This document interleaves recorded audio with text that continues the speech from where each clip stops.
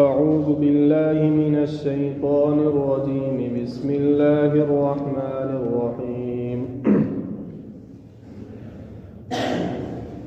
ما جعل الله لرجل من قلبين في جوفه وما جعل أزواجكم اللائي تظاهرون منهن أمهاتكم وما جعل أدعياءكم أبناءكم ذلكم قولكم بأفواهكم والله يقول الحق وهو يهدي السبيل ادعوهم لآبائهم هو أقسط عند الله فإن لم تعلموا آباءهم فإخوانكم في الدين ومواليكم وليس عليكم جناح فيما أخطأتم به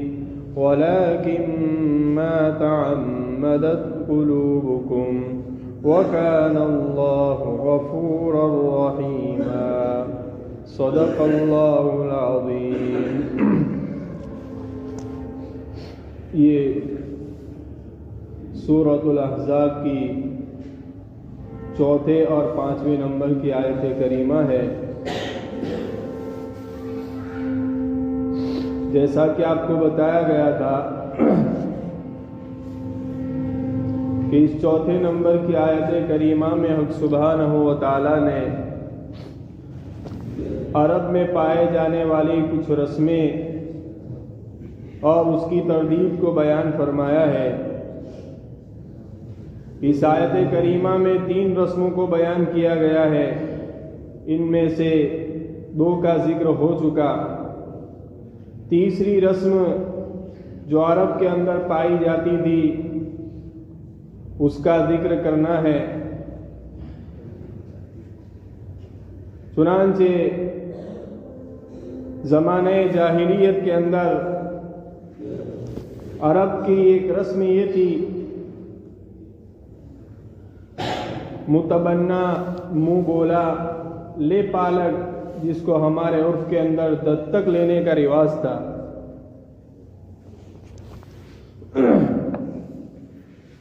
یہ غریب گھر کے اندر ایک تو یہ ہوتا تھا کہ اگر کسی غریب گھر کے اندر کوئی لڑکا یا لڑکی ہوتی تو غریب آدمی یہ سوچتا کہ میں اس کو کیسے کھلاؤں گا، کیسے پلاؤں گا، میرے پاس تو اتنے پیسے وغیرہ نہیں ہے، کوئی روزی کا ذریعہ نہیں ہے، وہ اپنا لڑکا یا لڑکی کسی اور کو دے دیتے تھے۔ دوسرا آدمی اس کو اپنا متبنہ منہ بولا دستک اس لڑکے یا لڑکی کو لے لیتا تھا۔ اور ایک یہ بھی ہوتا تھا کہ اگر کوئی آدمی مالدار ہوتا، اس کے پاس بہت ساری پراپرٹی ہوتی، مال و جائیداد ہوتے، بینک بیلنس ہوتا، تو یہ آدمی یہ سوچتا تھا کہ میرے پاس اتنا سب کچھ تو ہے، لیکن اگر میں مر گیا تو میرے مرنے کے بعد ان کو کون استعمال کرے گا؟ کوئی استعمال کرنے والا تو ہے نہیں۔ تو یہ آدمی کسی غریب گھرانے کے پاس جا کر کسی لڑکے یا لڑکی کو دستک منہ بولا بیٹا بنا لیتا تھا یا بیٹی بنا لیتا تھا۔ کیوں؟ تاکہ میرے مرنے کے بعد میری جو بھی جائیداد ہے، میری جو بھی پراپرٹی ہے، اس کو وہ آدمی استعمال کرے۔ آج بھی دنیا کے اندر کسی نہ کسی جگہ کے اوپر اور کسی نہ کسی مقام پر یہ دستک لینے کا رواج موجود ہے، آج بھی موجود ہے۔ بلکہ بعض جگہوں کا قصہ یہ بھی سننے میں آیا ہے کہ وہاں پر لوگ غریب گھرانوں کے بچے اور بچیاں لے کر اس کی خرید و فروخت کرتے ہیں، بیچتے ہیں۔ تو بہرحال عرب کے اندر بھی ایک عام رسم تھی دستک لینے کی، لیکن چونکہ اس کے اندر بہت ساری خرابیاں پائی جاتی تھی، بہت ساری خرابیاں۔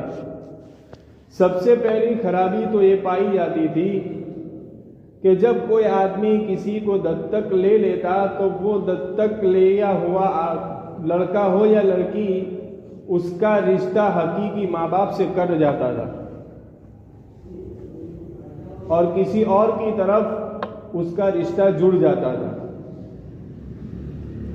حتیٰ کہ اگر آپ اس لڑکے سے بھی یہ بات پوچھے کہ تو کس کا بیٹا ہے، تو وہ بچہ بھی اپنا حقیقی جو باپ ہے اس کا نام نہیں لیتا، بلکہ جس آدمی نے اس کو دستک لیا ہے اس کا نام بیان کرتا کہ اس کا بیٹا ہو۔ ماں پوچھتے کہ تیری ماں کون ہے، تو وہ حقیقی ماں کا نام نہیں لیتا، بلکہ وہ ماں جس نے اس کو دستک لیا ہے اس کو ماں کے نام پر بیان کرتا تھا۔ تو سب سے پہلی خرابی یہ تھی دستک لینے کے اندر، زمانہ جاہلیت کے اندر، کہ وہ بچہ جو اپنے حقیقی ماں باپ ہے اس سے اس کا رشتہ کٹ جاتا تھا۔ اور حدیث میں ہے کہ جس کسی آدمی کو اپنا حقیقی باپ معلوم ہے، اس کے باوجود اگر وہ کسی غیر کو اپنا باپ بتاتا ہے، کسی غیر کو اپنا باپ بتاتا ہے، آپ سوچتے ہوں گے کہ کیا ایسا بھی ہوتا ہے یا ہوتا ہے؟ ہوتا ہے۔ کب ہوتا ہے؟ ایک تو وہ موقع ہوتا ہے کہ جب بیوی اور شوہر نے بیوی کو طلاق دے دی اور بیوی اپنا دوسرا گھر بسا کر بیٹھ گئی، تو اب یہ بیوی اپنے بچے کو یہ سمجھاتی ہے کہ دیکھ بیٹا، تیرا باپ تو مر چکا ہے، اب تیرا کوئی باپ نہیں ہے۔ یا تو اگر شوہر نے اس کے اوپر ظلم کیا ہوتا ہے تو یوں کہتی ہے کہ اب وہ تیرا باپ نہیں ہے، اب اس کو باپ بھی مت کہنا تم۔ یا تو ماموں کی طرف سے یہ سمجھائی جاتی ہے بات کہ اب جو کچھ بھی ہے تمہارے سب کچھ ہم ہی ہیں، اب وہ تمہارا باپ نہیں ہے، تم اس کا نام بھی مت لینا۔ یہ ہوتا ہے، آج بھی ہوتا ہے۔ تو حدیث میں ہے کہ جس کسی کو اپنا حقیقی باپ معلوم ہے، اس کے باوجود اس نے کسی غیر کو اپنا باپ بتایا، تو اس آدمی کے اوپر جنت حرام ہے، جنت حرام ہے۔ اور ایک حدیث میں اللہ کے رسول صلی اللہ علیہ وسلم نے فرمایا قیامت تک اس آدمی کے اوپر اللہ کی لعنت برستی ہے، قیامت تک۔ تو سب سے پہلی خرابی یہ ہوتی تھی کہ دستک لینے کے اندر وہ جس کو دستک لیا گیا ہے اس کا رشتہ حقیقی ماں باپ سے کٹ جاتا تھا۔ اب یہ رشتہ ہمیشہ کا ہے، حقیقی ماں باپ اس کے حقیقی ماں باپ رہیں گے، چاہے کچھ بھی ہوا ہو، یا طلاق دے دی گئی ہو، یا ظلم ہوا ہو، کچھ بھی ہوا ہو، اس کا حقیقی باپ وہی رہے گا جو اس کا حقیقی باپ ہے، اس کی حقیقی ماں وہی ہے جو اس کی حقیقی ماں ہے۔ کچھ بھی حالات آ چکے ہو، باپ بدلتا نہیں ہے، ماں بدلتی نہیں ہے۔ تو ایک خرابی یہ تھی۔ دوسری خرابی کیا تھی؟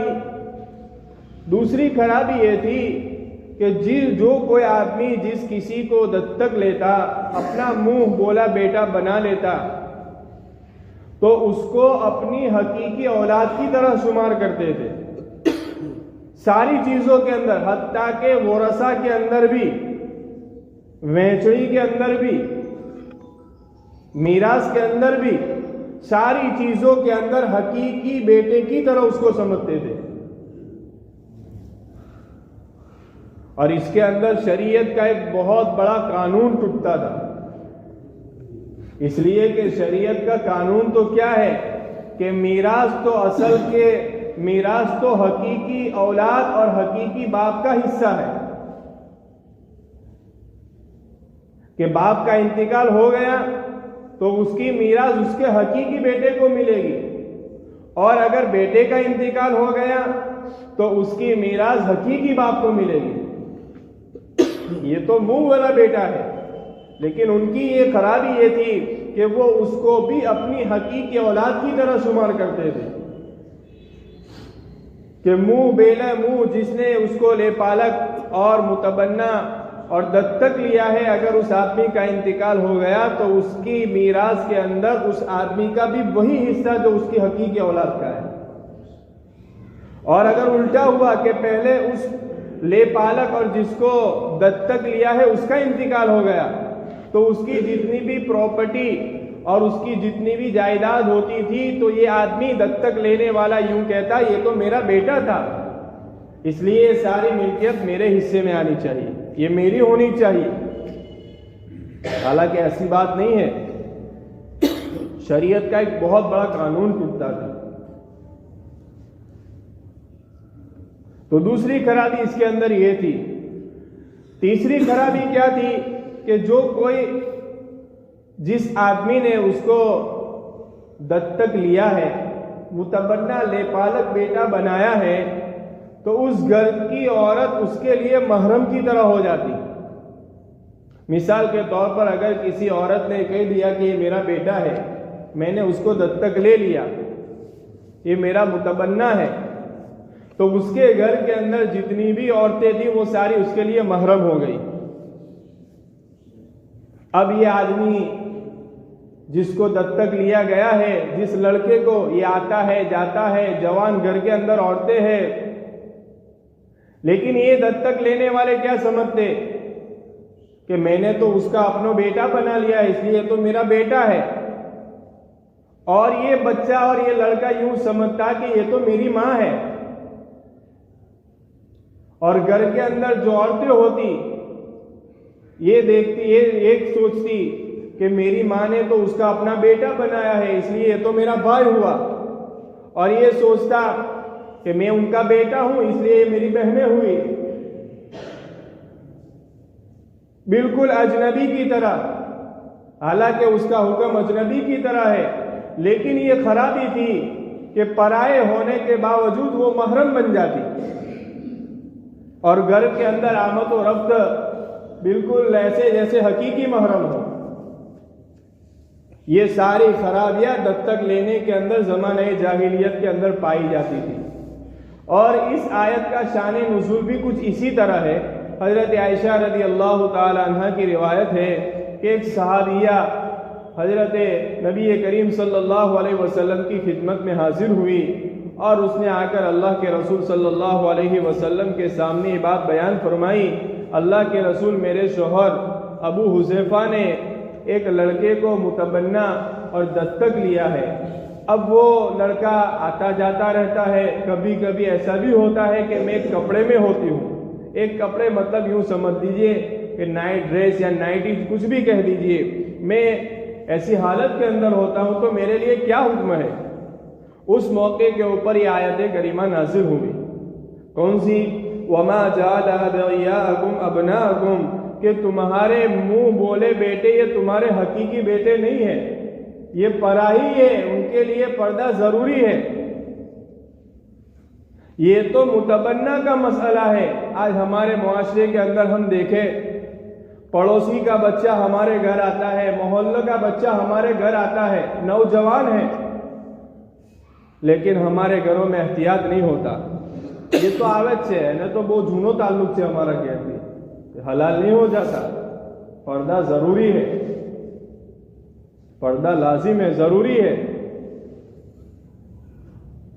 تو اللہ کے رسول اللہ تبارک و تعالیٰ نے یہ آیت کریمہ نازل فرمائی کہ تمہارے منہ بولے بیٹے یہ تمہارے حقیقی بیٹے نہیں ہیں۔ یہ ساری خرابیاں پائی جاتی تھی زمانہ جاہلیت کے اندر، دستک لینے کے اندر۔ اس رسم کو توڑنے کے لیے اللہ تبارک و تعالیٰ نے یہ قانون اتارا کہ تم جس کو اپنا متبنہ یہ لے پالا یا دستک لیتے ہو، تمہارا حقیقی بیٹا ہرگز نہیں ہو سکتا۔ جس طرح کسی انسان کے سینے کے اندر دو دل نہیں ہو سکتے، جس طرح تم اپنی بیوی کو ماں کہنے سے وہ تمہاری حقیقی ماں نہیں ہو سکتی، اسی طرح تمہارے متبنہ اور دستک لیے ہوا بیٹا تمہارا حقیقی بیٹا ہرگز نہیں ہو سکتا۔ اللہ تبارک و تعالیٰ نے اس رسم کی تردید فرمائی اور صاف طور پر اللہ تبارک و تعالیٰ نے یہ قانون اتارا وما جعل ادعیاءکم ابناءکم کہ تمہارا منہ بولا بیٹا ابناءکم تمہارا حقیقی بیٹا ہرگز نہیں ہو سکتا ذالکم قولکم بافواہکم یہ تو تمہارے منہوں کی بات ہے، یعنی تم منہ سے صرف بیٹا بناتے ہو، حقیقی بیٹا ہرگز نہیں ہو سکتا۔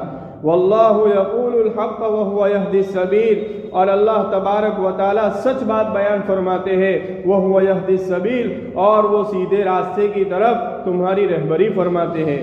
ادعوہم لآبائہم هو اقسط عند اللہ تم ان کو ان کے ہی حقیقی باپ کے نام کے ساتھ پکارو، هو اقسط عند اللہ وہ چیز اللہ کے نزدیک انصاف کی ہے، یعنی اس کا جو حقیقی باپ ہے اسی باپ کی طرف منسوب کر کے اس آدمی کو بلاؤ، جس نے اس کو دستک لیا ہے اس کو اس کا باپ مت قرار دو۔ اللہ پاک قرآن پاک میں یہ بات بیان فرمائے۔ اس لیے آج بھی قاعدہ اور آج بھی مسئلہ یہ ہے کہ اگر کوئی آدمی کسی بچے کو یا بچی کو دستک لیتا ہے تو اس کی اگر کسی بھی سرکاری کاغذات بنائے جائے تو اس موقع کے اوپر اس کا جو حقیقی باپ ہے اسی کا نام آئے گا، اسی کا نام۔ ہاں جو بھی آپ چاہے آدھار کارڈ ہو کوئی بھی کارڈ بناؤ اس کے اندر ایک یہ بھی آتا ہے مربی کا نام کہ اس کے مربی کا نام لکھو، اس کے اندر آدمی اپنا نام لکھے تو اس کی گنجائش ہے، لیکن اس کے پیچھے اس کے حقیقی باپ ہی کا نام لکھا جائے گا۔ اللہ تبارک و تعالیٰ فرماتے ہیں ادعوہم لآبائہم هو اقسط عند اللہ کہ تم ان کو ان کے حقیقی باپ کے ساتھ پکارو، وہی زیادہ انصاف کی بات ہے اللہ کے نزدیک۔ دراصل میں یہ چیز سب سے پہلے اور یہ قصہ اللہ کے رسول صلی اللہ علیہ وسلم کے گھر ہی کے اندر پیش آیا کہ عرب کے اندر ایک خاندان تھا جس کا نام بنو کلب بتایا جاتا ہے۔ اس کی ایک عورت تھی، یہ عورت اپنا ایک معصوم چھوٹا سا بچہ لے کر اپنے پیر جا رہی تھی، اپنے باپ کے گھر جا رہی تھی۔ اب یہ عورت جس راستے سے گزر رہی تھی وہاں اس راستے پر ایک قبیلہ تھا، اس قبیلے والے نے اس عورت کو لوٹ لیا، اس کا سب کچھ لوٹ لیا، جو کچھ بھی تھا سب کچھ لے لیا، حتیٰ کہ وہ جو چھوٹا سا بچہ اس کے ہاتھ میں تھا اس کو بھی انہوں نے لے لیا اور عورت کو کہا کہ اب تو یہاں سے چلی جا۔ اب یہ جو چھوٹا بچہ تھا اس کا نام تھا زید۔ اب انہوں نے تو لوٹ لیا، اب یہ لوگ لوٹنے کے بعد اس بچے کو بازار کے اندر بیچنے کے لیے لے گئے، بیچنے کے لیے۔ اب اس کو بیچا، اب اس بچے کو خریدنے والے تھے حضرت حکیم بن حزام، آگے چل کر صحابی رسول بنے رضی اللہ تعالیٰ عنہ۔ تو حضرت حکیم بن حزام نے اس بچے کو خرید لیا اور انہوں نے اپنی پھوپھی کو وہ بچہ ہدیہ دیا، اپنی پھوپھی کو دے دیا۔ ان کی پھوپھی کون تھی؟ ان کی پھوپھی تھی حضرت خدیجہ رضی اللہ تعالی عنہا۔ اللہ کے رسول صلی اللہ علیہ وسلم کے ساتھ جب نکاح ہوا حضرت خدیجہ رضی اللہ تعالی عنہا کا، تو حضرت خدیجہ رضی اللہ تعالی عنہا نے اللہ کے رسول صلی اللہ علیہ وسلم سے بات ارشاد فرمائی کہ میں تم کو ایک بچہ میری طرف سے ہدیہ کرتا ہوں۔ اللہ کے رسول نے فرمایا کوئی بات نہیں، مجھے دے دو وہ بچہ۔ اللہ کے رسول صلی اللہ علیہ وسلم نے وہ بچہ لے لیا اور لے کر سب سے پہلے اس کو آزاد کر دیا کہ آزاد، اور میں اس کو اپنا متبنہ بیٹا بناتا ہوں، اپنا متبنہ لے پالک اس کو بیٹا بناتا ہوں۔ ایک بات یاد رکھیے، قرآن پاک کے اندر کسی بھی صحابی کا صراحت کے ساتھ نام موجود